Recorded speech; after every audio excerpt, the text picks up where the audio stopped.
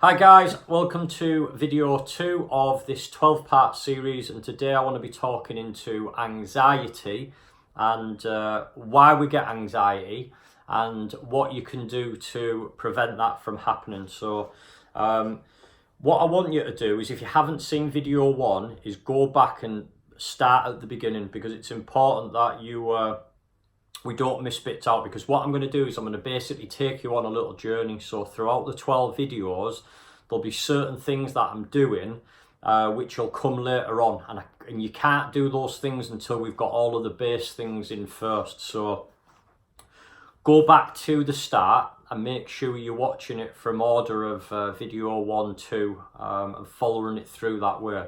So today I'm going to be talking into anxiety and why we get it, and how you can actually prevent it. So the reason for these videos, just a quick recap again, is I'm very passionate about helping people with suicide. It's something that's a big part of the area that I'm in. We've got one of the highest suicide rates in the UK, and have done for probably since time begun. And I'm passionate about changing that. So these videos are to help people that are, maybe you're having a bit of a difficult time right now. Maybe it's just panic attacks or anxiety. Maybe you're feeling really depressed, or even worse, you're feeling suicidal. Well, let me tell you, it doesn't matter where you actually are. You can actually turn things around. So please go back through the videos, look through them. And the key thing that I want to point out with all of this is, what I'm actually saying to you is quite simple in terms. Do not overlook the power that's in them messages, because as humans, there's 3 levels of awareness.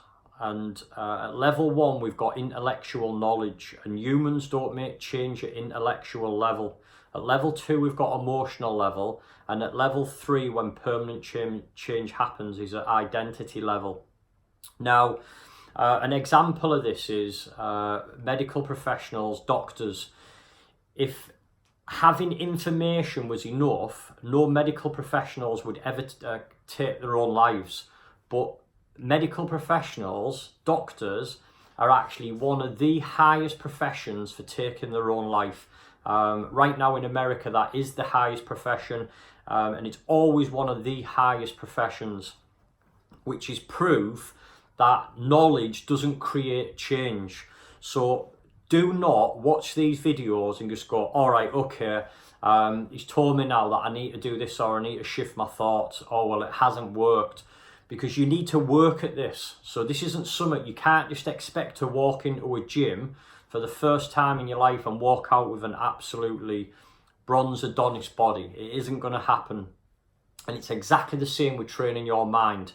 This is a lifestyle change, something that you now have to start working on. If you want to be good at it, you want a strong mind, then you need to learn to start working on it. This is a lifestyle choice. And if you're not willing to commit to that, then you aren't ever going to have a strong mind. I'll tell you that now. As harsh as that is, you're not.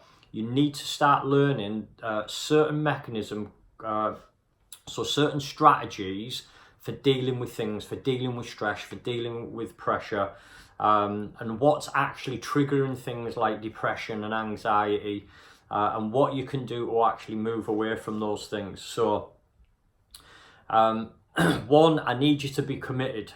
And I need you to not overlook the message, because just hearing the message is not enough. You need to start applying it. And it's when you start applying it, that's when the changes will come. And I promise you that if you stick with it and you keep watching these videos over and over again, don't ever stop until you absolutely know them word for word, inside out. But not only know the words, because that's only at an intellectual level, you are actually applying them as well. So you're not just aware of what it is, you are actually doing the things that I'm advising you to do. So that's mega, mega important. So the message today is on anxiety. So first of all, let me tell you why you get anxiety. Excuse me, that's because it basically means that you are predicting that the future is worse than your current situation. So any anxiety exists in the future. So it's when you're looking at something and you're seeing the future being worse than what it is now. And that fear, the thing that you're fearing, it creates something called an anxiety gap. So we've got anxiety about the thing we think is going to happen.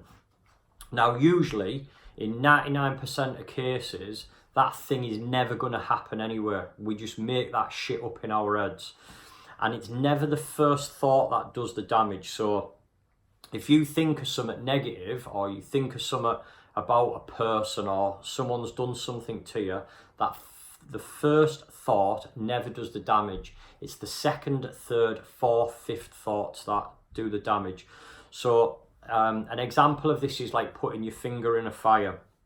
And again, you're going to hear me saying the same things over and over again, and it's important that I'm saying these things because I need them to embed. I need you to take them on board.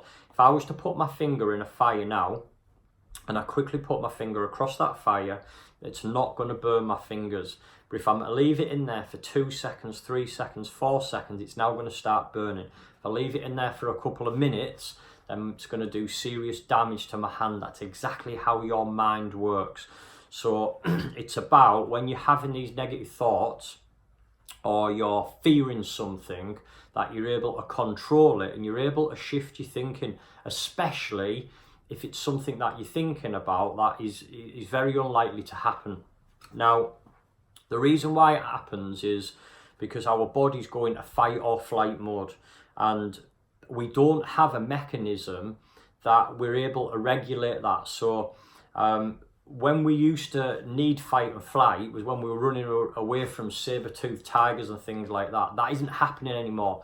So people have that same response with things like public speaking. So maybe it's at work, you've got to give a presentation or something like that, and you've got to stand up in front of people, and people will literally melt down as if they're about to be eaten by a pack of lions. And it's just totally not needed. That level of fear is not needed at all. Unfortunately, that's how our bodies work. So we've just got to learn to control that and understand when we need fear and when we need anxiety, because anxiety is actually, it's got its place. So for example, if I was to say to you, put you on a 100-story building and asked you to walk right on the end, or told you that's what you're about to do with no safety harnesses, then anxiety is very good in that situation, because what it's telling you is, I'm about to do something which is putting my life at risk and I need to be scared, which you absolutely do in situations like that. So there's a time and a place for anxiety. There's a time anxiety is actually a really good thing. There's a time when fear is a really good thing, because it's telling us to be alert and it's keeping us alive. That's what your subconscious mind's going to do. But most of the time, this trigger that we have is totally unreasonable, and we don't need to be having that level of fear and the level of anxiety which can be created as well. So now you know why sometimes anxiety is a good thing. So let me tell you why it happens and how you can solve it.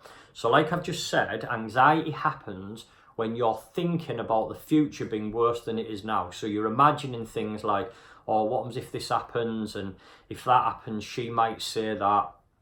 And you're maybe caring what people think, or you're thinking of all these bad things and sometimes really, really crazy thoughts of things happening to our parents or children, or your mind can literally run away with itself. And when your mind starts to see things in the future worse than the current situation, that's when the anxiety gap is created. So what do we do to break that pattern? Because literally that's all it is. It's a thinking pattern. So you're having those second, third, fourth, fifth thoughts, and they're the ones that are causing the damage. They're the ones where your mind's running away. You need to learn to steady it and slow it down. Now, a lot of people say to me when I'm working with people who've got anxiety, they say, my mind just doesn't stop. It's just running all the time. It's just never slowing down. Now, what I want you to do, and this is a skill set, again, you need to work at it. So your mind will either be in one of three places. It'll either be in the past, so you may be stuck on things that you regret in the past, things that you've done. And remember from the last video, we can't change things that have already happened.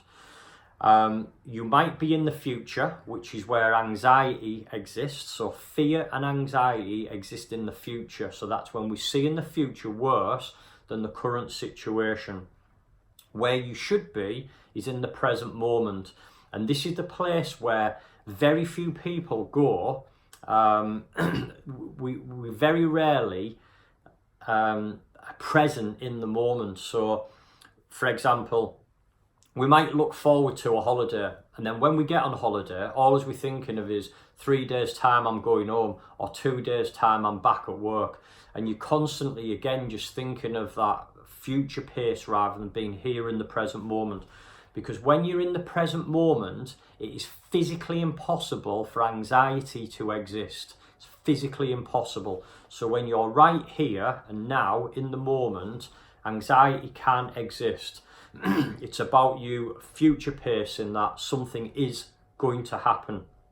So it's about bringing yourself to the present moment and controlling your thoughts. That's the secret to it. So how can we do that? Well, there's quite a few ways we can do this. So some of the most obvious ones is, I want you to learn to start having more of an understanding of your awareness.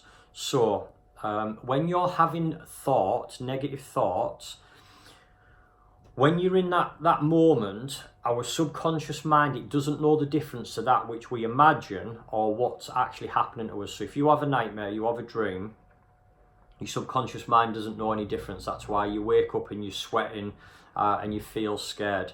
It's the same as if you watch a film, you're watching a horror film, your subconscious mind doesn't know the difference, so you feel those things that you would if those things were really happening. So what we've got to learn to do is we've got to learn to break the thought pattern, the actual process that we're running. So how do we do that? Right. First of all, like I say, I want you to learn to have awareness on your thinking. So what type of thought are you having when this is happening?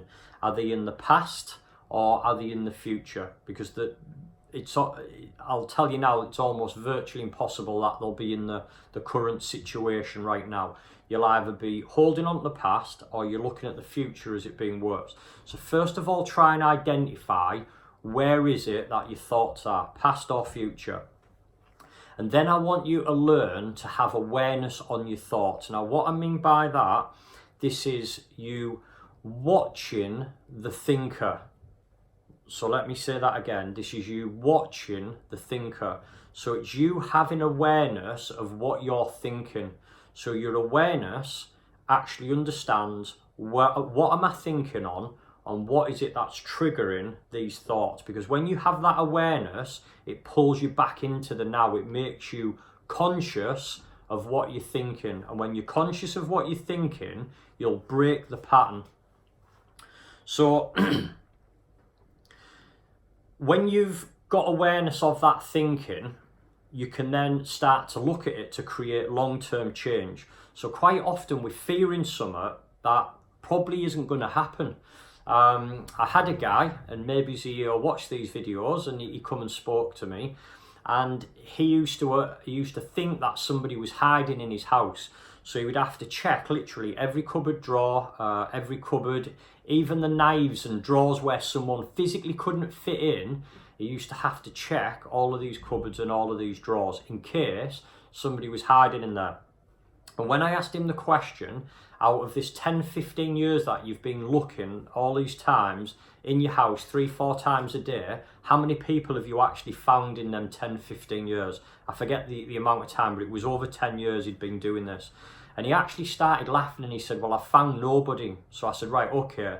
So either you're really shit at finding people, or they're really good hiders, or there's nobody hiding in your house and it's very unlikely that it's going to happen. And as daft as that may sound, our minds can literally run away, and that's what they're done with this particular guy. When we can put logic to our thinking, so we can actually question it and go, well, what is the actual chance of someone being hid in these cupboards, in these drawers? Now, I know that this probably sounds like a quite obvious explanation, but there'll be certain things that you're fearing. It might be your kids going away on a trip or something like that, and you're thinking, what happens if this happens, and what happens if they get left, and all of these crazy things. Well, the likelihood of those things are happening, could they happen? Yes, of course they could. There's a possibility of anything happening at all. But if we were to get fixated on the things that could happen all the time, then we would be constantly in a state of anxiety. We would never move forward. So you've got to be able to control that. There's a time and a place for anxiety, but thinking of all these negative things happening, it doesn't serve you, and it doesn't serve those people around you. So getting awareness on your thinking is important. Try and identify, are you in the past or are you in the future? Once you've done that, then try and bring logic to that level of thinking. So is there any truth in that thinking? Now, ways you can break your thinking is, there's a couple of ways you can change your state. So you can change the story that you're telling yourself. So we all have a story that we tell ourselves. So again, having awareness of what that story is and changing the story. Or you can change your focus. So literally start focusing on something else. And a way to break this, the reason why you're having anxiety, because they're created through powerful thoughts, or powerful emotional thoughts like fear. Now, laughter can create that same powerful emotion. So you can have things like funny videos or something like that to break the pattern. And the more you can break the pattern, and the quicker you can break the pattern, the more you'll break that cycle. Because what's happened is you've got into this loop, and if you don't get out of it, it keeps getting worse. So anxiety will last for longer, and it keeps happening more frequently. If you can learn to break the pattern as quick as possible, it'll start to reduce in time, and you'll start to have it less, because you'll be able to control what you're doing. So changing the story that you tell yourself, changing your focus, and the last one is changing your physiology. So if you change your physiology, that actually changes how we feel. So an example of that might be doing exercise. If you've got really bad anxiety, at that point, go for a walk, go train, do something which is going to change your physiology. Because if you change your physiology, it changes how we think. Now, I know that this was something that I've spoke with my dad a lot, because my dad's somebody who suffered from anxiety and had mental health challenges. And when he was told by his doctor, when he was feeling depressed, just go for a walk, that used to get him quite upset, because he used to think, I'm feeling really upset and I'm feeling really down, and you're telling me to go for a walk and that's going to fix it all. No, going for a walk isn't going to fix all your problems. It's absolutely not. I totally agree. But it is going to change your physiology, which will change your level of thinking. So short term, it will break that pattern. Now, when we come on to the further videos, sort of video 7 and onwards, I'm going to be teaching you what we need to swap these negative thoughts with. So we're going to start having a focus. I'm going to show you how to start setting goals and why that's so important, because they release endorphins. So when we're achieving certain things, it releases endorphins. When we're feeling grateful, it releases serotonin.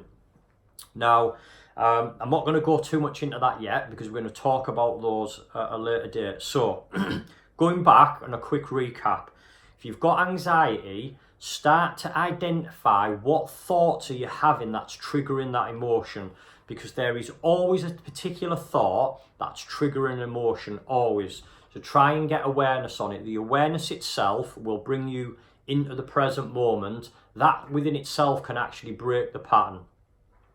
Then ask yourself, that level of thinking, is there any truth in that level of thinking?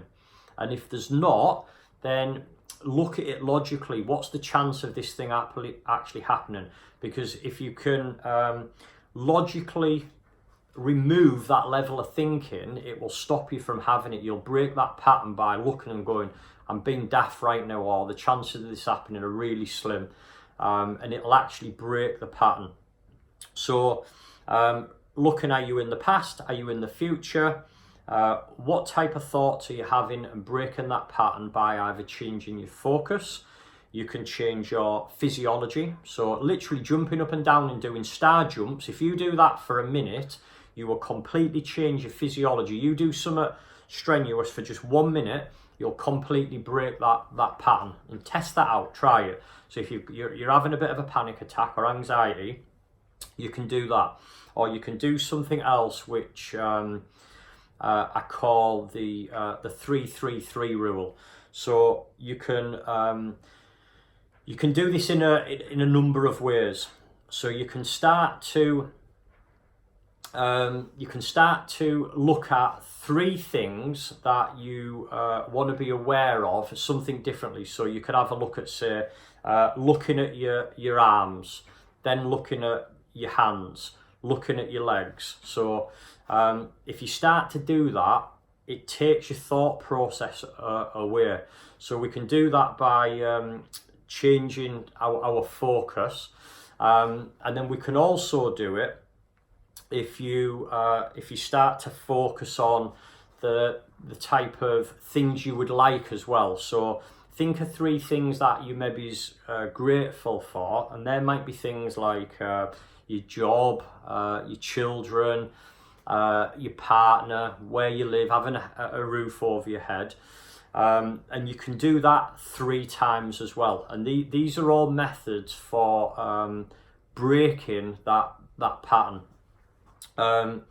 So the key thing to remember here is that anxiety has its place, and anxiety is just telling you to be aware, because sometimes if you're about to do something new or you haven't done it before, then your body's just telling you to be alert. It's saying here, we haven't done this before, we're potentially at a danger, and we need to be alert of what's about to happen. Now you can control that with your internal dialogue and say, fine, thank you for letting me know that I'm about to do this presentation in front of these people, and keeping me alert, but I'm not at threat and I'm not going to die, but thank you for letting me know that. And you just start to silence that internal dialogue by having that conversation with yourself.